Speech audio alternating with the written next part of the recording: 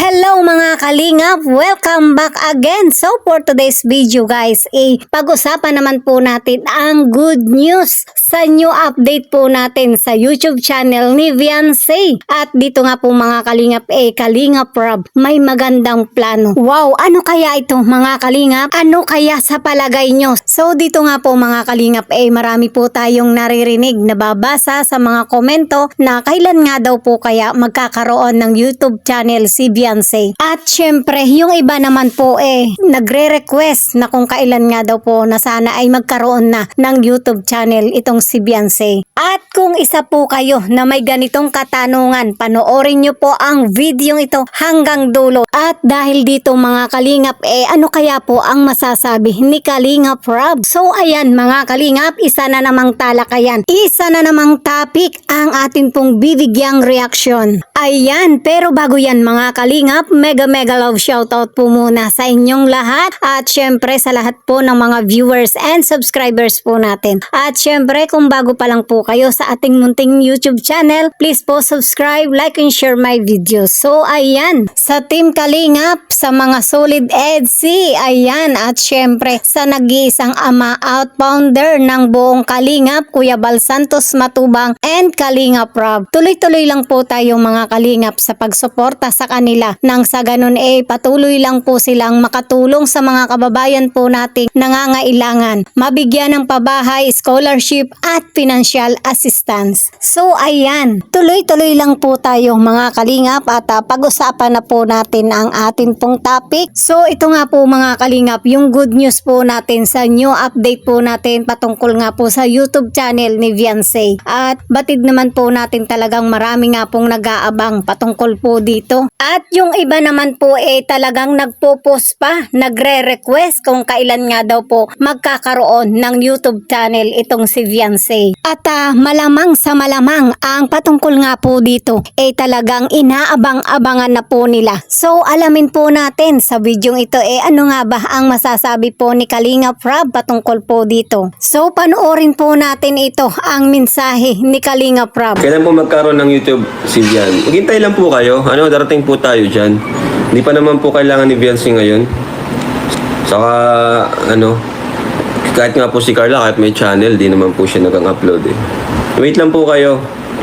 Ako po yung mas nakakaalam ng ng tamang panahon, para kay Viancy. Lalo na, alam nyo naman, di ba? Ayokong magulo yung ni Viancy, ayokong magulo yung niya, yung buhay niya. Ang dami nang gumugulo, tapos guguluhin pa natin pa nagka-YouTube channel. Saka na po. Huwag po kayo mag-alala, malapit na rin po ngayong taon.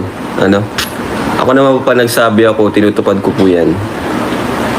Ang basher ni V. Yun na nga po Bigyan muna natin ng katahimikan si Viancy. Mabutit okay yung pinapakita ni Viancy sa school di ba? Sabi nga ni Edward, kasi klase ni Edward si Viancy, sabi niya, magaling daw si Viancy sa school. Alam niyo po, palaging leader si Viancy, no? Ibig sabihin, magaling talaga kapag ikaw ay ina-assign na leader. So, maganda, magaling yung pinapakita ni Viancy sa school. Diba? Tapos, may serye pa, diba? Kung baga pagsasabay niya.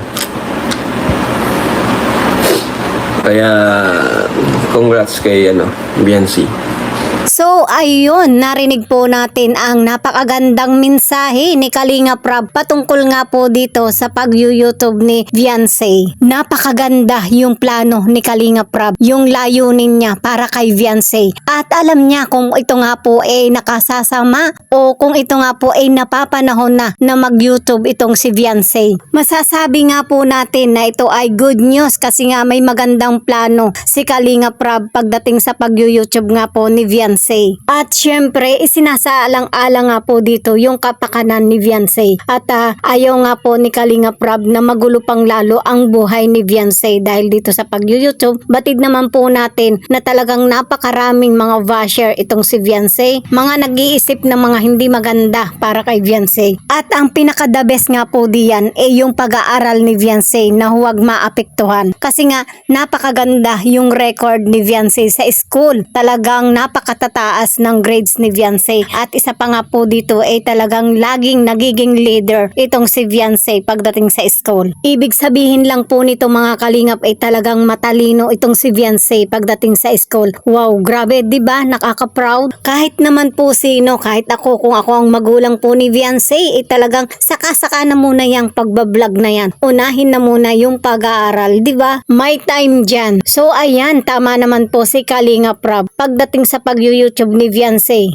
siya po yung talagang nakakaalam kung paano at kung kailan ito pwede nang mag-YouTube itong si Viancy. So sa mga nagre-request po diyan, wait lang po muna. At ayon pa rin po sa pahayag ni Kalingap Rob this year, pinaplano na rin nga pong magkaroon ng YouTube channel itong si Viancy. At sinabi naman po ni Kalingap Rob na kapag sinabi niya, talaga naman pong ginagawa niya, 'di ba? At sa kabilang banda mga kalingap, pagdating nga po sa usapang pagkakaroon ng YouTube channel, sa ngayon nga po hindi pa po yung kailangan ni Viancy kasi nga nag-aaral pa nga po siya. At kagaya nga po ni Carla, may YouTube channel nga po siya pero hindi nga po gaanong na-uploadan kasi nga busy po siya sa kanyang pag-aaral. At ito nga po yung inaalala ni Kalingap Rob para kay Viancy kasi nga baka masira yung pag-aaral, lalo pa nga po at matataas yung grades niya sa kanyang pag-aaral. Wow, grabe, 'di ba? So congrats kay Viancy. At ito nga po yung gusto ng mga sponsor na patuloy pong sumusuporta kay Viancy na pag-igihin niya yung kanyang pag-aaral. At ito na nga po yung resulta, talagang napakatataas ng grades nga po ni Viancy. At syempre maging yung mga magulang nga po ni Viancy pagdating sa pag-aaral nga po ni Viancy ay talagang masayang masaya kasi nga nakikita nila yung magandang resulta ni Viancy sa kanyang pag-aaral. At nakikita nga po nila yung tagumpay, lalo't higit nga po lubos silang nagpapasalamat sa mga sponsor na patuloy nga pong tumutulong kay Viancy para sa pag-aaral nito. So ayan mga kalingap ang atin pong updates hanggang sa susunod po nating talakayan. Thank you so much and God bless po sa ating lahat.